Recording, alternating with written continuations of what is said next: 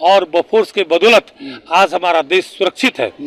आज कारगिल का जो युद्ध जीते वो सिर्फ राजीव गांधी का देन है।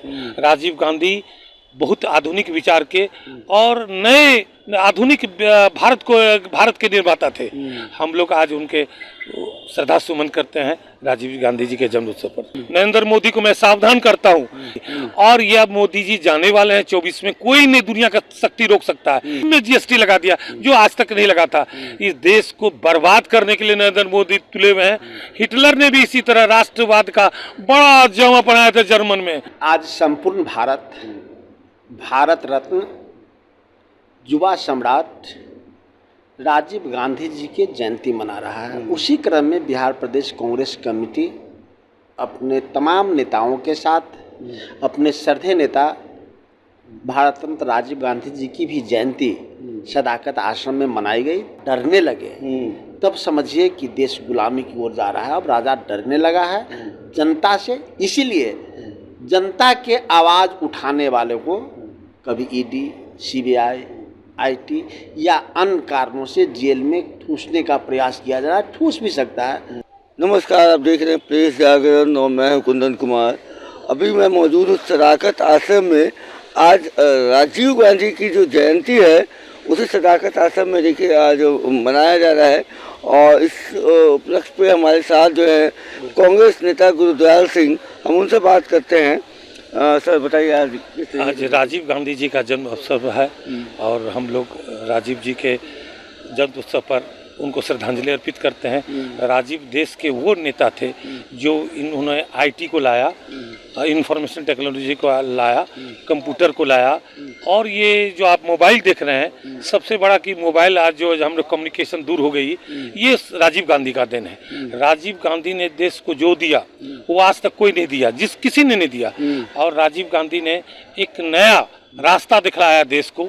और राजीव गांधी के हम लोग कांग्रेस ने पूरा देश ऋणी है। आज बोफोर्स का तोप जो आप देखे, जो हमारा कारगिल में हमारी जीत हुई, ये राजीव गांधी जी के दिन है।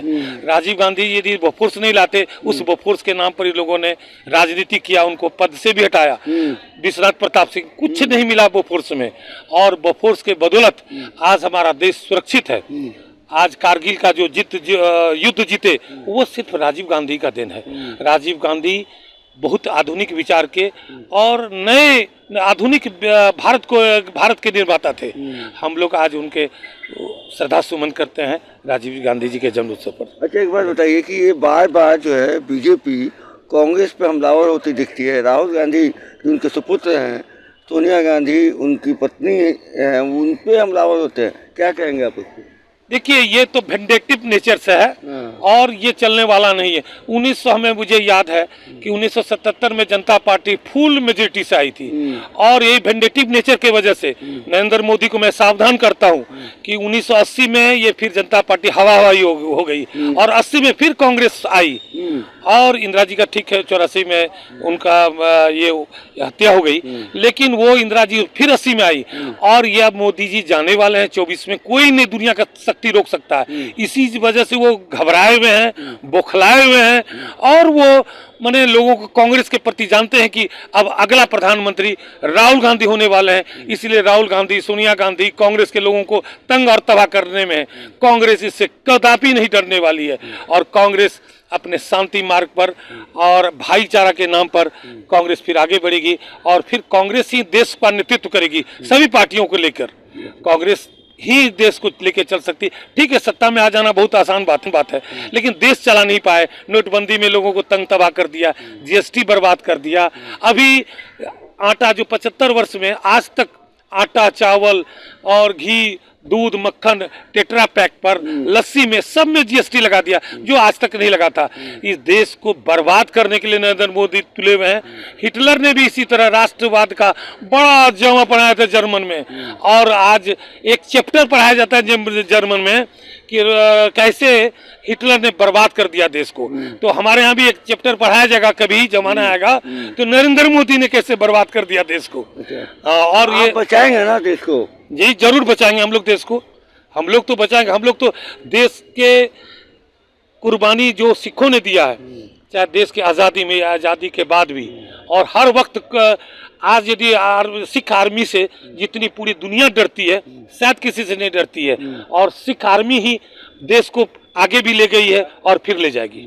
अच्छा ये बताइए, आप जो बोल रहे हैं प्रधानमंत्री जो है राहुल गांधी भी बनेंगे, लेकिन आप ही के बिहार में जो गठबंधन जिन्होंने के साथ आपने किया है, उनके नेता बोल रहे हैं कि नीतीश कुमार जो मुख्यमंत्री है बिहार के, वो प्रधानमंत्री का चेहरा होंगे। क्या कहें? जी, वैसा है कि भारतीय राष्ट्रीय कांग्रेस नेशनल पार्टी है, राष्ट्रीय पार्टी है। अब 200-250 जीतेगा कांग्रेस, तो कहाँ से 10-20 16 को यहाँ पर 40 सीट है हमारा बिहार में। 40 सीट वाले तो नहीं हो सकते, मान ली 40 सीट ही मिल जाता है उनको, आरजेडी भी उसमें, कांग्रेस में, तो ऐसा कुछ नहीं है। अब समय आने पर जो होगा देखा जाएगा, लेकिन अब तक जो है हमारे राहुल गांधी जो है वो हम लोग के प्रधानमंत्री के कैंडिडेट हैं। समय आएगा, अभी 24 देरी है, क्या होगा नहीं कहा जा सकता। अब तक जो है हमारे राहुल गांधी ही सर्वमान्य नेता है। भारत रत्न युवा सम्राट राजीव गांधी जी के जयंती मना रहा है। उसी क्रम में बिहार प्रदेश कांग्रेस कमेटी अपने तमाम नेताओं के साथ अपने श्रद्धेय नेता भारत रत्न राजीव गांधी जी की भी जयंती सदाकत आश्रम में मनाई गई। तमाम हमारे बड़े नेता जुटे थे, हमारे मंत्री नया सभा खान जुटे थे, कार्यकारी 2 अध्यक्ष थे, तमाम प्रदेश के नेता थे, और सबने यह प्रण लिया कि राजीव गांधी जी का जो सोच था आधुनिक भारत का, उनकी जो कृति थी विज्ञान के दुनिया में ले जाने का, उनका जो सोच था युवाओं को आगे ले जाने का, उन्होंने ही 21 वर्ष की आयु को घटाकर 18 वर्ष के नौजवानों को मताधिकार का प्रयोग दिया था। कंप्यूटर कृत संपूर्ण भारत हो, वैज्ञानिक तरीके से यह भारत चले, यह उनका सोच था। तब उस समय के विपक्ष के नेता विरोध भी करते थे, बावजूद उनका सोच रहा कि आधुनिक भारत बने, और उस ओर आज भारत चला गया है।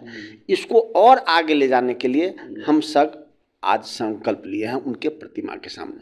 अच्छा ये बताइए, ये जो बीजेपी जो है लगातार ईडी सीबीआई के द्वारा हमलावर होते रहती है उनके सुपुत्र पे, राहुल गांधी जी पे, उनकी पत्नी पे, सोनिया गांधी जी पे, तो भाजपा ऐसे क्यों कर रही है? क्यों इस तरीके का आप लोगों पे ये कर रही है? जब हमारे पूर्वज देश को आज़ाद कराने के लिए अंग्रेज़ों से लड़ाई लड़ रहे थे, तब भी अंग्रेज़ वही कर रहे थे जो आज नरेंद्र मोदी जी कर रहे हैं। तब भी हमारे पूर्वज जेल गए हैं। हम स्वयं उस परिवार से आते हैं जिनके गांव में दर्जनों लोग स्वतंत्रता सेनानी रहे हैं। हमारे ग्रैंडफादर को काला पानी की सज़ा दे दी गई।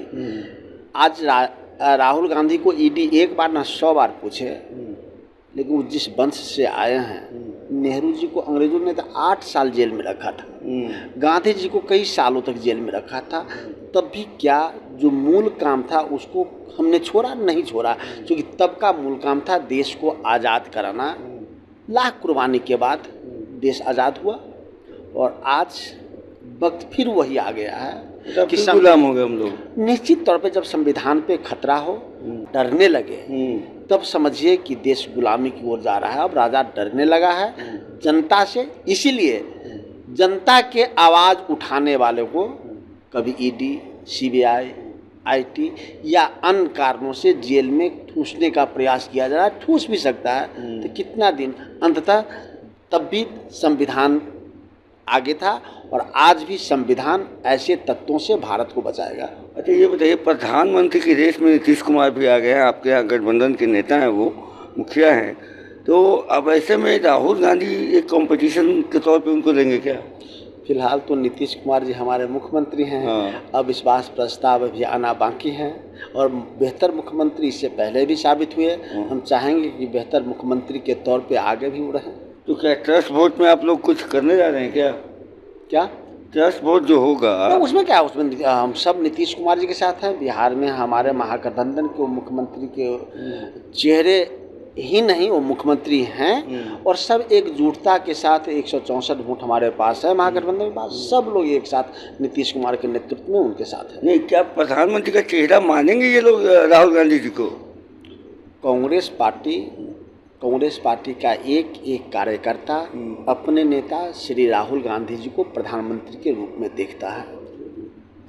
आप सुन रहे थे राजेश राठौर जी को। इनका कहना है कि इनके जो नेता हैं वो राहुल गांधी हैं और एक एक कार्यकर्ता, एक एक नेता जो है राहुल गांधी के साथ है और जो भी खबरें आती रहती हैं उन पर उनका ध्यान नहीं है, अपना संगठन को आगे बढ़ाने में काम करते हैं।